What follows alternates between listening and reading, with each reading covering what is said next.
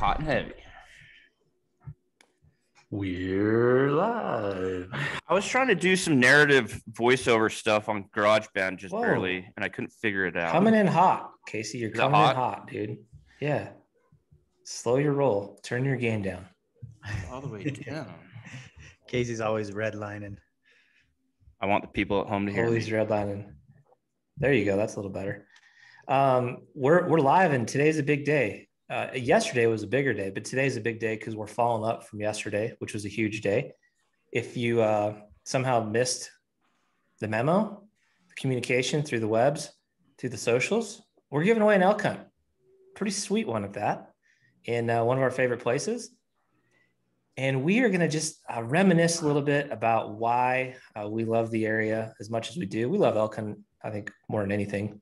But maybe talk about, we got a lot of history down south, talk through some of those little stories, talk through some more details of what this giveaway hunt entails. Casey, Eric, thoughts, gentlemen? Yeah, so hopefully you guys watched the video from yesterday. If you have not, go make sure you do that. But the cat is out of the bag. We are giving away the ultimate elk experience. Is that what we're calling it? The ultimate elk experience? The ultimate New Mexico elk hunt experience. That's proper. Yeah, it really is going to be an experience, because not only are you going to get a really cool tag in one of our favorite places to hunt, New Mexico, but we're going to be there with you. One of us is going to have a tag, so we're going to be hunting together. We're going to be sharing camp together. This is all going to be ran through a good friend of ours. His name is Chris Geikema, owns Compass West Outfitters. He's been an outfitter in New Mexico for, I think, 20 plus years. He's a solid dude himself. He's an elk killing machine, but the people that work for him are just as good as well. He runs a super rad camp. And then we're going to film and document the whole thing like we normally would. And Logan's going to, whoever wins this, Logan's going to put together a media package with pictures, video, raw video, and an edited version and give it to you. So I really think it's not just an elk hunt, but it's going to be the whole ultimate experience. And obviously, aside from the tag, right, there's a lot of goodies. We're going to be well equipped. We're going to get you guys outfitted to go on a hunt with us. But like Casey said, it's more than just simply getting to go on an elk hunt, I think, which is the most recommended thing we do, right? When we've asked our audience, like, hey guys, what would you like to see next? What opportunities would you like to have? A chance to come hunt with us is easily number one. But on top of that, I think it's going to be fun for whoever gets to come to kind of see behind the scenes of, making our YouTube videos and kind of running the back end of stuff. So one of you guys, hopefully one of you listening, is going to get a chance to come hunt elk in New Mexico and get that full experience with us. And we are so excited to do it. Probably one of the most exciting hunts I'm looking forward to this fall is a chance to hunt with somebody watching. Yeah. It's, last year we did our first like real big giveaway it was the Can-Am Defender. A gentleman, ironically enough, from New Mexico won it, Isaac. And I think he said he made like one or two purchases for a total of around $55, something like that. So it was crazy to see, again, the way it works is basically every dollar spent on the website gets you entered in, whether it's a decal, whether it is a koozie, a hoodie, a hat, game bags, anything counts. And that's how it's kind of compiled. We hire a third-party sweepstakes company that handles everything. So we don't deal with it in regards to the legalities. We have a sweepstakes attorney that takes care of that. And then they're the same folks that'll actually select the winner. They record it. Is all very legitimate. And this one will be really cool just because it is different. And yeah, with any luck, it's somebody that's listening, that's the lucky ticket. Yeah. I mean, you think about, I've been thinking like, who would like be the ultimate like winner? I think for me anyway, it'd be somebody that's never actually got to experience the elk woods. Maybe somebody back east or somebody in the Midwest that's always wanted to go elk hunting.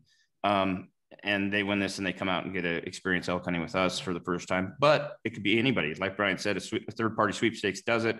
It's literally like, all these names in a hat and they randomly select the winner. So yeah, you could literally buy $5 worth of stuff and have your name in 5 times, or you could have your name in there 1,000 times. Obviously, what's that? I was just going to clarify too, like this giveaway runs. So it started on yesterday, which is the 19th of April, and it will conclude at midnight on the 23rd of May. And then pretty shortly thereafter, we'll be selecting a winner. The goal, I think, would be by the end of May, we will have contact with the person selected, and then we can start working through the details and the logistics. There's another caveat to this too that I think is kind of cool. The tag is fully transferable. So if you happen to win and you wanted to gift it to maybe a son, a daughter, a spouse, a friend, I mean, you're totally at liberty to do that. The only thing is they got to make sure that they're legal to hunt within the state of New Mexico regulations. So basically your hunter's education, you've hunted in other states, and those would be the key kind of components, which will all be listed in kind of the specific details.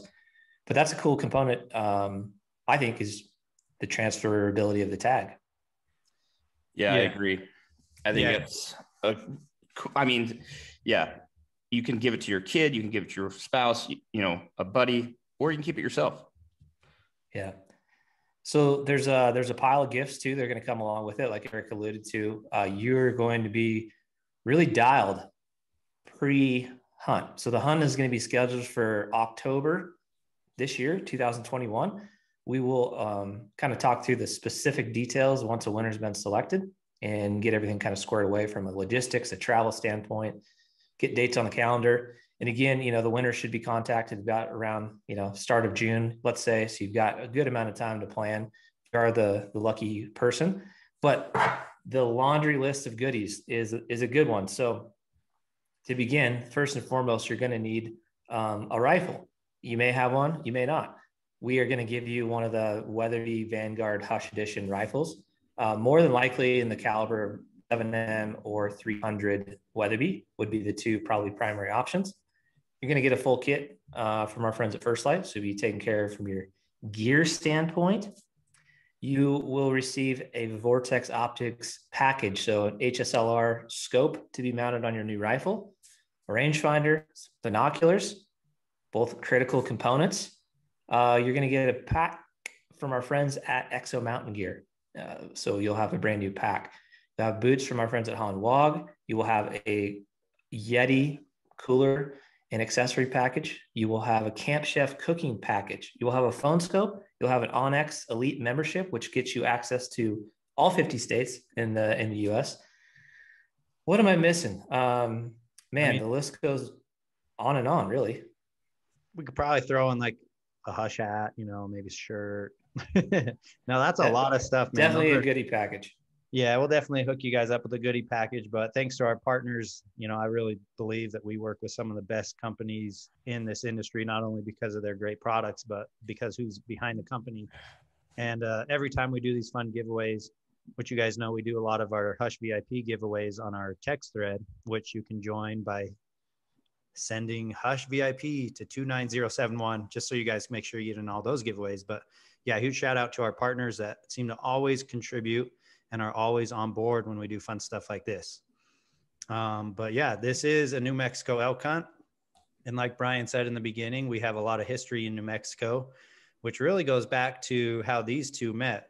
B-Mac and Casey actually met through hunting in New Mexico. So for many reasons, it's a special place. And we wanted to hop on here and share some of our all-time favorite memories and some of our elk hunts that we've done in the state, starting with, Casey and B-Mac. Yeah, one last thing too, before we jump into that detail, is the hunt will be a 5-day hunt, and it will be during either the first rifle season or the second rifle season. Again, we're going to get those specifics figured out once the winner's been selected. But me and Case, we go way back to the old New Mexico days. The first time I ever met Casey Butler was in the middle of nowhere in an elk camp.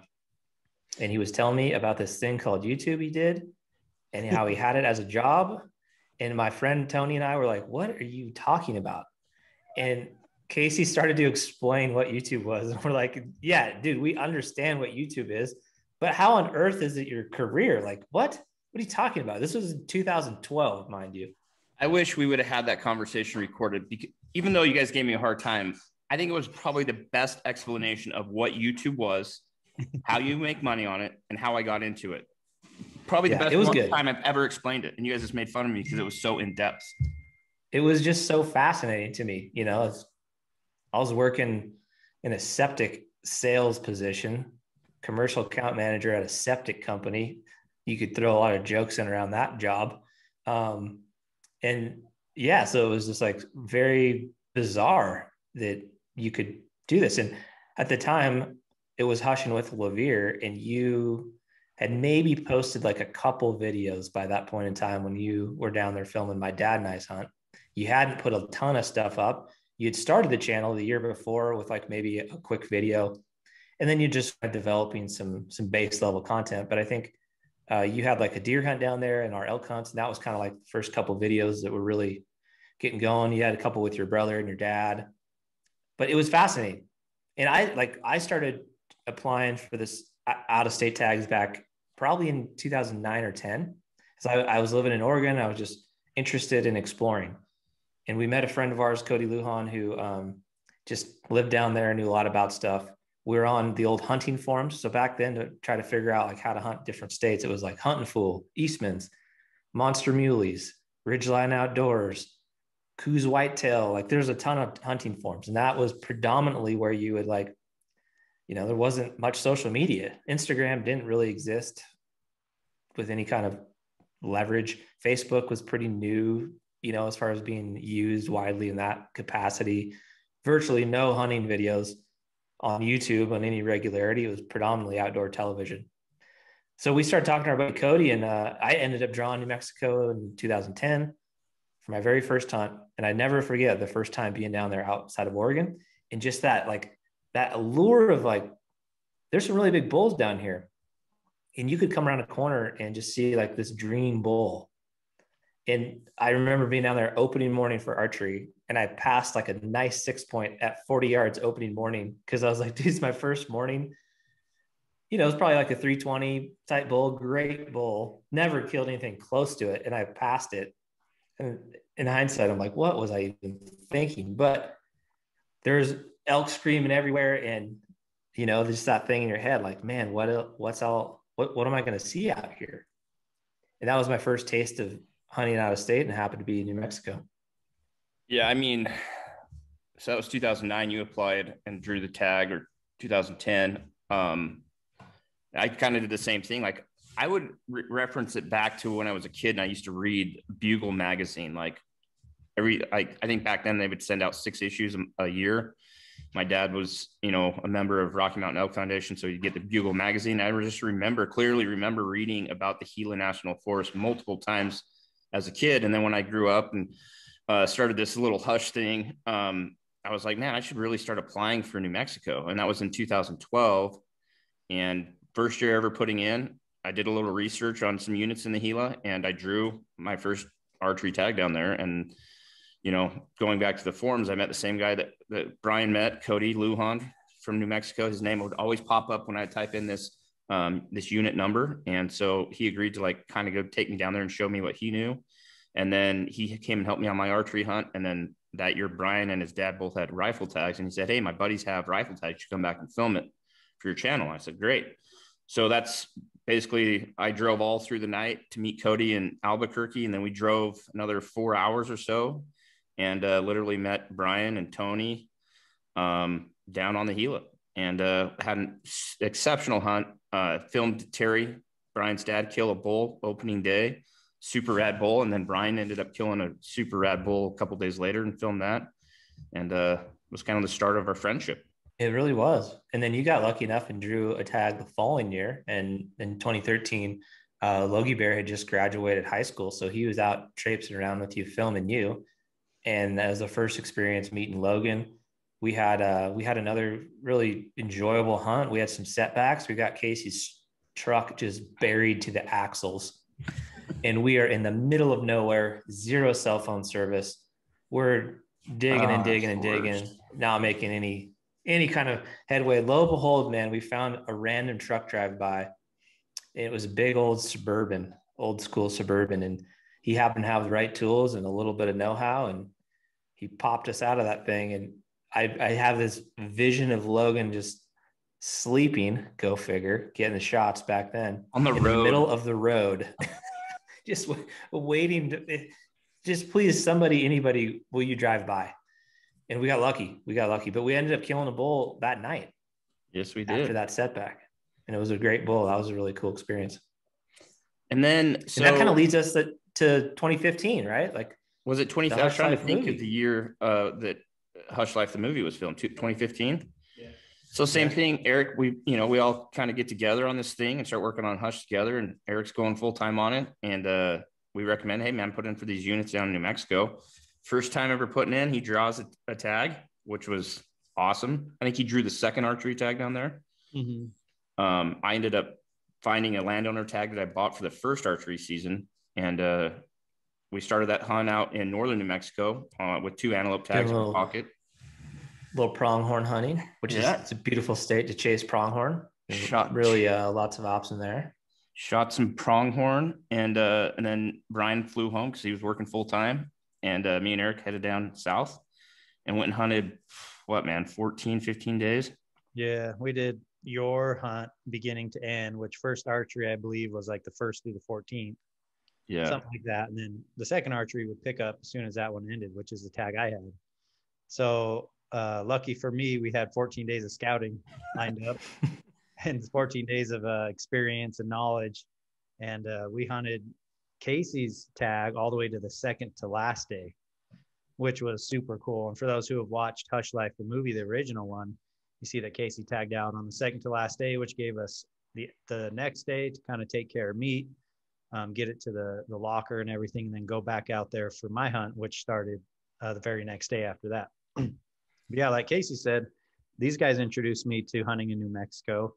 And shoot, dude, that wasn't even that long ago. And I still feel like to this day for myself, like hunting out of state is fairly new. Like I'm still struggling with the application process. I always seem to forget this time of the year to apply. But that was the first time I applied to New Mexico. And if I understand it right from what some locals told me, I drew one of 3 non-resident tags for that unit. So I was like, dude, this is the best state in the world, because it took me 11 years to draw a decent elk tag here in Utah. So yeah, that was just a super fun trip that started out hunting pronghorn, like you said, and then carried on through the elk hunt. You got lucky because I believe it was the year after. So I drew the archery tag the first year I put in 2012. And then I drew the rifle tag in 2013. I think after 2013 is when they changed how many non-resident tags they were giving out. So I was the same way. I put in 2 years in a row and drew 2 really good tags. I was like, man, this state's great. And then they made the changes. And so you got lucky in 2015 when you drew that tag. And I don't think any of us have drawn an elk tag since then. It's been tough, man. It's tough sledding. I think you could say that for a lot of Western states. We were talking about this on the other podcast last week, but realistically, numbers are up, especially from 2020 to 2021. Montana, New Mexico, I think Wyoming, Colorado, every Western state is seeing a really big increase in non-resident applications.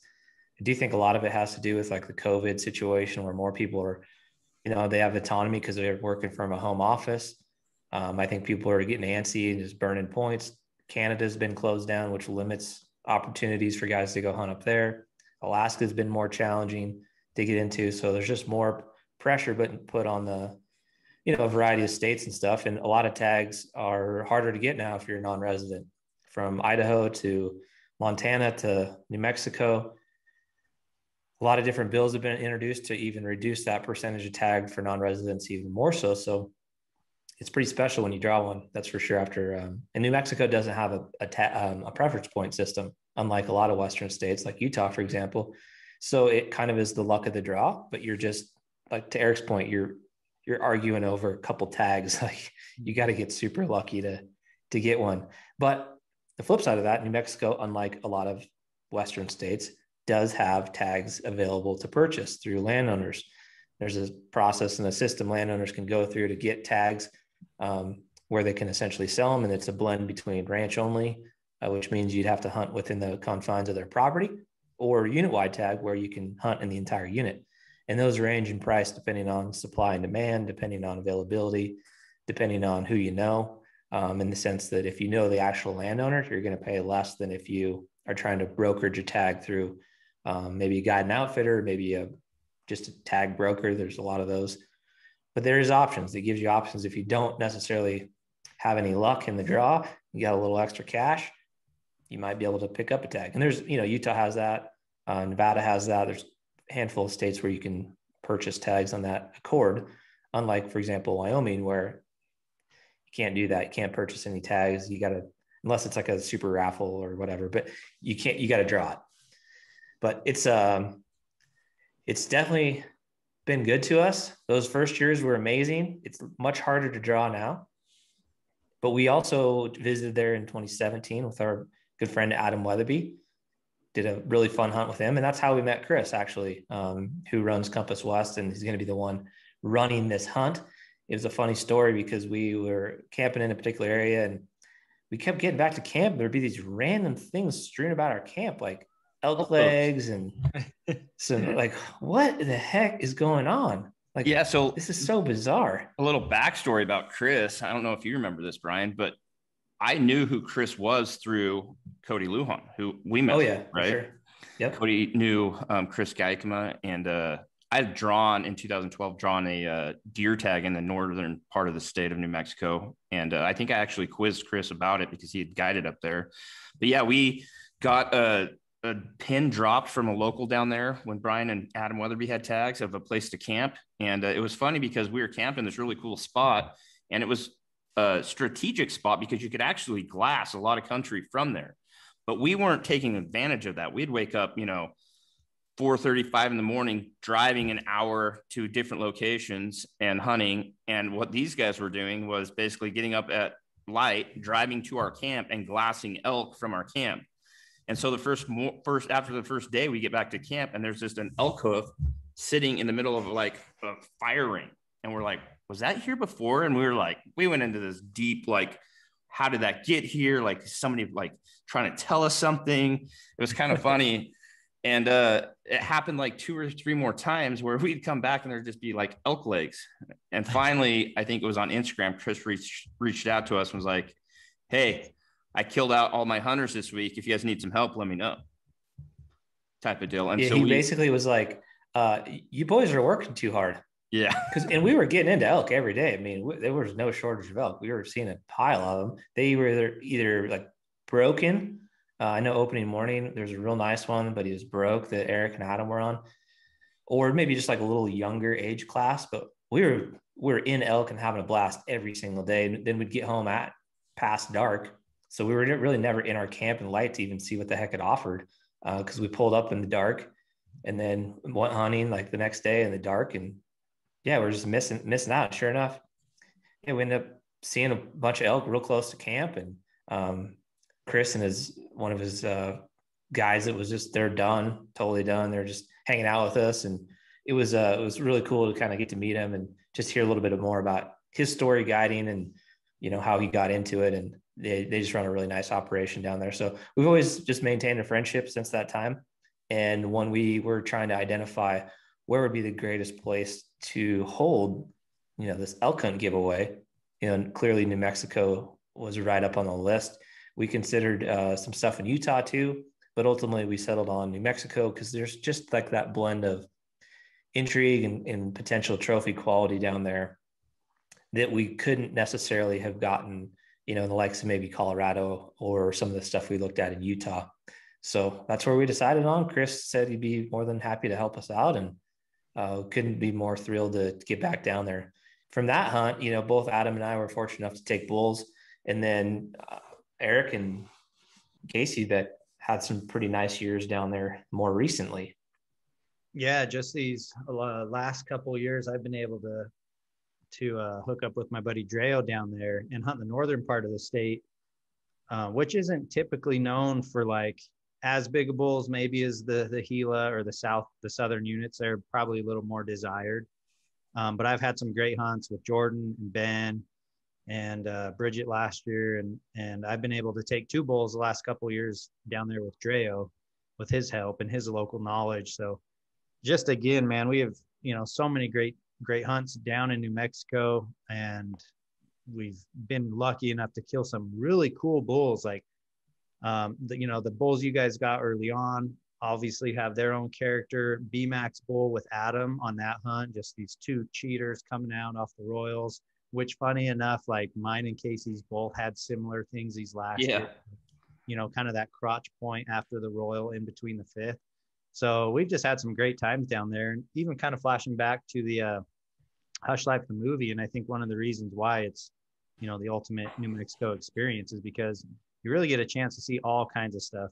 So we'll be hunting elk, but that first time I went out there with you guys, I saw my first gray fox, like darted across the road down in that low country. And I was like, dude, coyote, like, what was that? I've never seen a gray fox. We saw a black bear on Casey's archery elk hunt. We came out and we got a whiff of, clearly something was dead close by. And I went to investigate it, and Casey spotted a really big black bear right across the canyon. So it's just one of those places where it's really rich in all kinds of wildlife. And hopefully whoever wins this will get to experience some of that cool stuff as well. Oh, and then even better than some of the wildlife was the wild onions. Oh, yeah. I've never seen anything like that, but Casey and I spent hours, when the hunts were slow, just collecting these little onions and peeling them. And heck, by the time you're done, they're basically the size of a Skittle or an M&M. And we did some really fun cooking videos with those wild onions. So it's just a really cool place, and it's so different than like what I'm used to here in Utah. So I'm excited for someone to get to experience all of that stuff. Yeah, I would agree. New Mexico is a really, really cool place. The Gila's cool. Where we hunted with Brian and Adam, super cool. It's just different country, man. It's just very different than what, like, I grew up hunting here in Idaho or even in Utah, right? Mm-hmm. There are rattlesnakes down there, and I've come across multiple rattlesnakes numerous times, and I don't like rattlesnakes, but yeah, it's just cool. Like, the Indian culture, I think, is so cool down there. We found a lot of arrowheads while we've been tromping around New Mexico as well, which I think is probably the coolest thing ever, is to see something, an artifact that proves to you that there were people there before you hunting thousands of years ago, which is pretty neat. Yeah, very neat. There's rich history in New Mexico. Is arguably one of the greatest places to hunt. Obviously, if you're a resident, a little bit easier, but the land of enchantment is certainly that. From north to south, east to west, there's a lot of opportunity. There's a lot of different species in New Mexico too. Eric alluded to a couple that you saw. The javelina is a potential to see down there. And then they've got some cool stuff. They have the Barbary sheep, or Aoudad, is in New Mexico, which is kind of a little bit unique other than maybe some parts of Texas.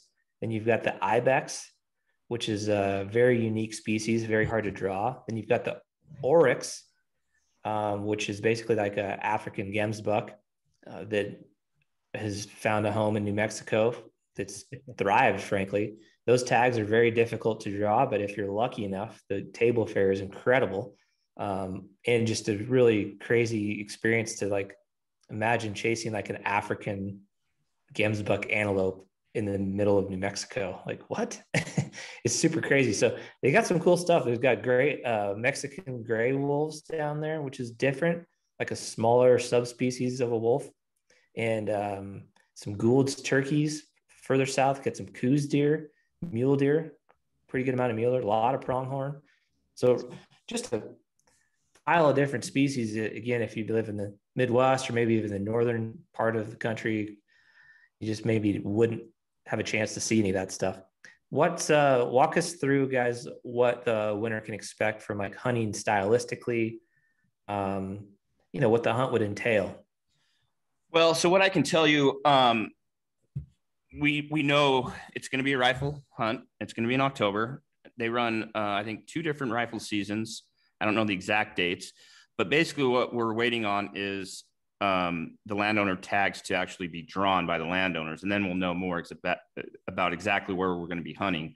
But what I can tell you is New Mexico is such a unique place, because I really feel like it's kind of like the Colorado deer thing. If you've ever heard somebody talk about deer hunting in Colorado that has done it, is you could literally kill a 200-inch buck anywhere in Colorado, right? Like, there's just some giants roaming. There's some units that are better than others, but as a whole, Colorado is the state for mule deer. I kind of think that's the same with New Mexico. And I've told people this, and especially down on the Gila, it's a place that you could literally come around a corner and there could be a bull that, you know, is 400 plus inches. We've seen a handful of them down there. And I've heard and I've read, like, this goes back to like the Bugle magazine back in the day when I was a teenager reading about the Gila monsters down there, they would call them. And the argument was, there's a couple different arguments. One argument is the largest subspecies of elk that had the largest antlers at one time were the Manitoba elk, correct? I'm looking for some reassurance here, but I'm pretty sure it's the Manitoba elk. They have the largest antlers. They believe they're now extinct, but they think the last remnants of those Manitoba elk roamed down near the Gila, and that's why the Gila and parts of New Mexico produce such big bulls.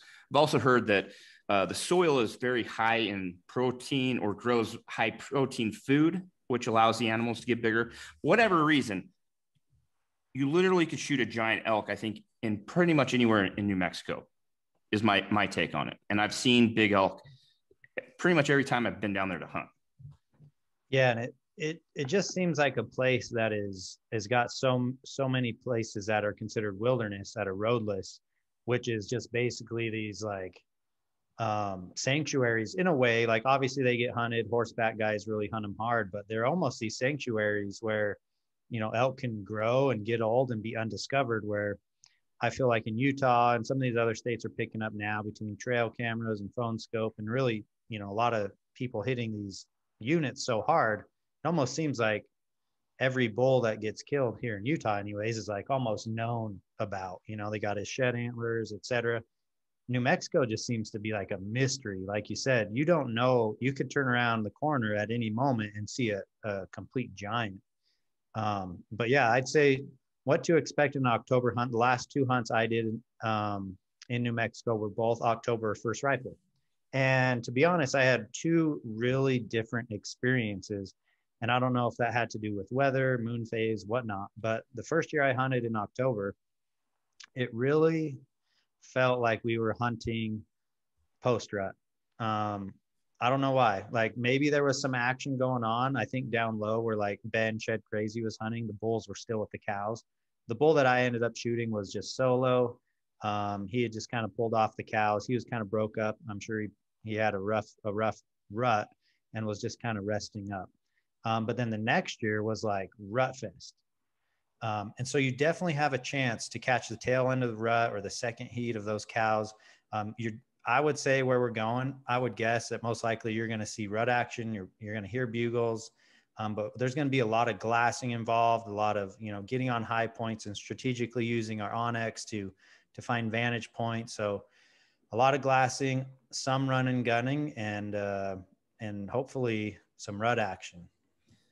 I would say this as well for expectations is it's kind of a mystery because New Mexico, very similar to Arizona, is very weather dependent. And that weather we're talking about is not like during the hunt, but it's actually springtime. So if they get a lot of moisture in the springtime, then the elk will finish out or grow their antlers, you know, to their full abilities. But if we've seen it in dry years where they don't have the water, the food doesn't have the protein that it needs, and these elk that, you know, maybe were 350 the year before might be stunted a little bit. But also what Chris was telling me last year, and Chris is so dialed with the elk in New Mexico that they shot a lot of broke up bulls even during the archery hunt last year. And the reason why is because they did have a really good spring. So the cows actually went into the rut really healthy, which caused a lot of the cows to go into heat at the same time. And so when that happens, you have all these cows that are in estrus, and those bulls are just going wild and fighting a lot, comparatively to maybe a year that the cows don't go into the rut as healthy. They'll go into estrus more sporadically, which will cause, you know, that one cow will get bred and, you know, the bulls aren't fighting as much or whatever it might be. But it's very weather dependent that way. But Chris is so dialed. I don't, you know, whatever happens this year. And I think we're having a great spring so far. It looks like they're getting some weather down there. They actually got a bunch of snow this year, which is crazy. But yeah, I think no matter what the conditions are, you know, Chris is so dialed down there that I know we're going to find some big bulls, and we're going to have a lot of fun doing it. Yeah, New Mexico, weather-wise, is very interesting, and I think that is part of the reason that it does grow some big elk, and you don't maybe have track of them because the monsoon season comes typically in like the summer months. So if you have a great spring, that's the first step, and then the monsoon season is when the big storms will come in, and it could just torrential downpour, dump rain in one area, then like a mile away, it could be a complete desert, or I mean, it literally looks like you're on the moon. But those monsoons, move the animals around to a degree where they're feeding. It helps them finish out on the year. And then largely a lot of like the southern part of the state isn't predicated, or there's no migration necessarily like from a snow standpoint, like you might find in Montana, Wyoming, Utah, several in Colorado, where elk will scatter and they'll move around and their winter grounds are in a totally different spot. So even sheds, you could find them anywhere. And I think that's part of the reason that keeps the elk just a little mysterious, is that they are spread all over the place, a little harder to find, which probably does, contribute to the size of them. But I think we'll be able to make the hunt, as challenging as you want it to for whoever ends up winning. We can go pretty hard and make it difficult and tons of effort. But historically, there's no doubt that glassing on vantage points is really where you're going to, find the most amount of elk the most consistently in our experience down there. Lots and lots of glassing. And then, find like a bull or an opportunity or a good place, and you try to make a play off of that.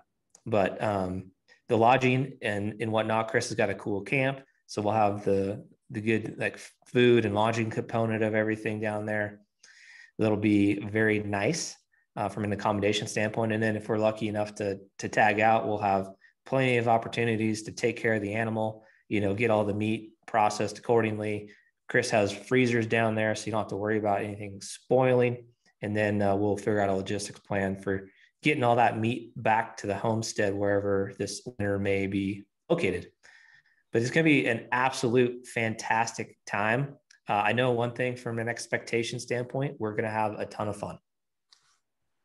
Yeah, that's kind of how we roll. The hunting thing, we can work as hard as we want. And, sometimes it doesn't work out. Sometimes it does.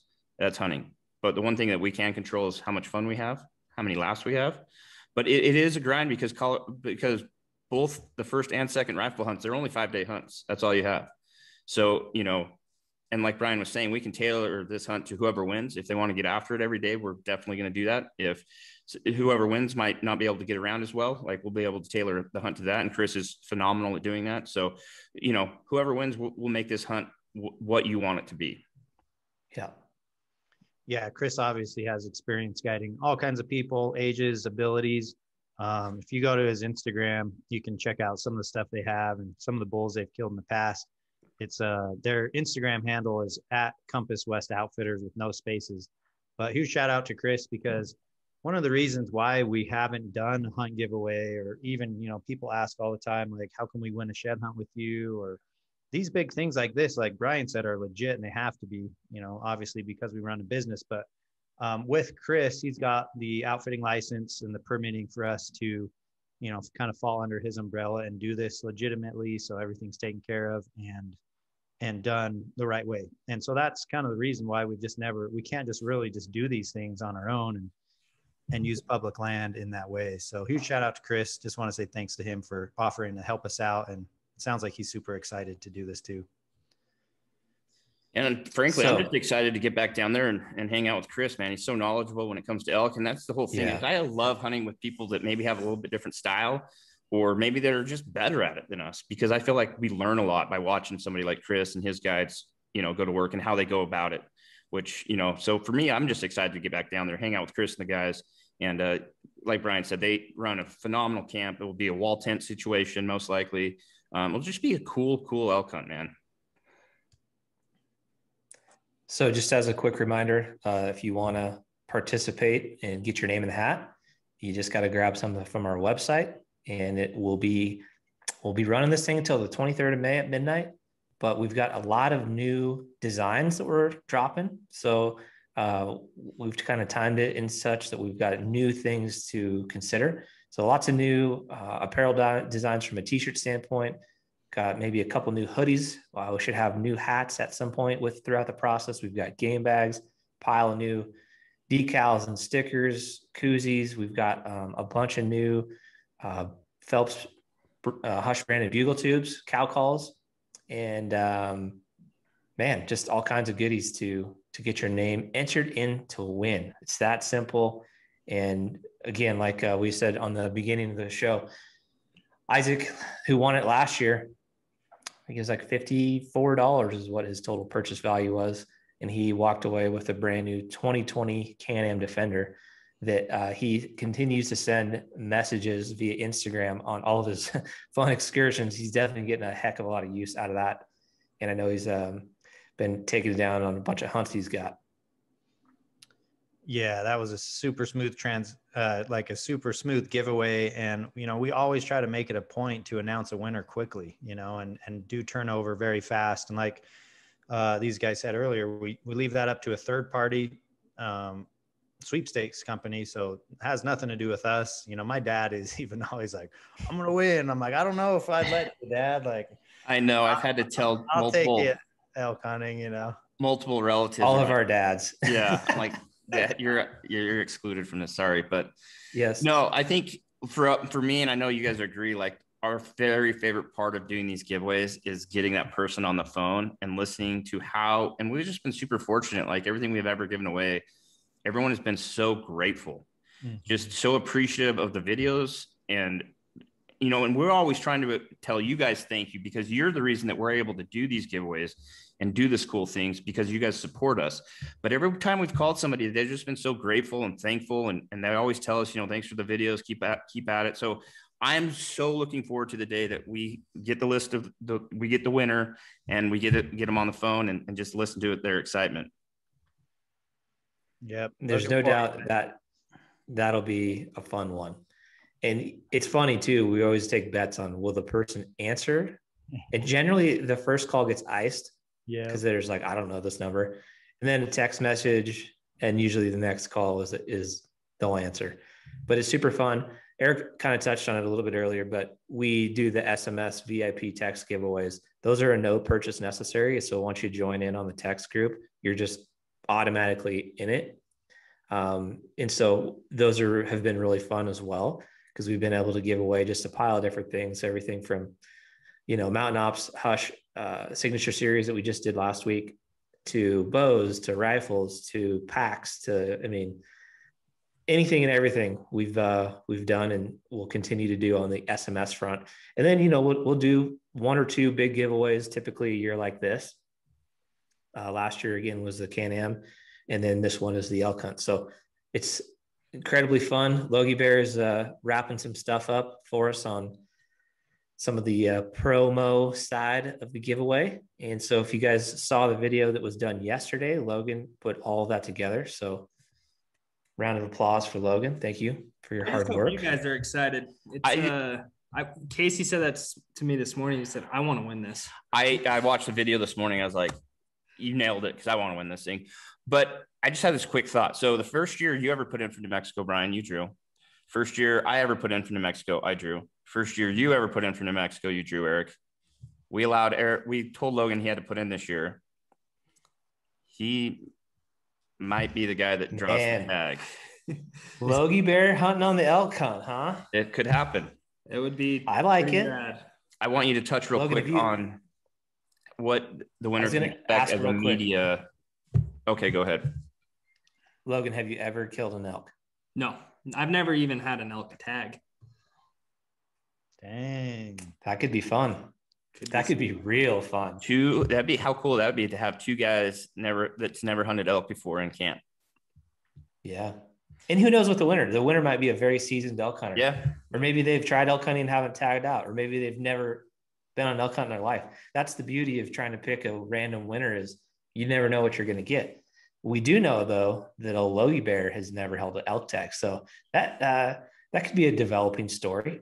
Yeah, we'll see. We'll see how it all shakes out. For the media, I'm not gonna lie, I would like that to happen, but it's in the tag drawing God's hands now. Logan's leaning towards that.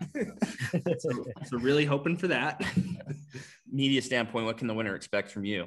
So basically we're going to take it, as any other hunt. We're going to have 2 camera guys there, me, myself, and Matt Lee. We're going to really cover it very well. If you guys watched the Find a Way video, if you guys ever saw that, we're probably going to film it kind of the same way. We're going to have a long lens set up, short lens set up, and these guys are going to be hunting as well. So you can expect the raw footage, all the raw footage, a ton of photos. For these guys, they're used to it.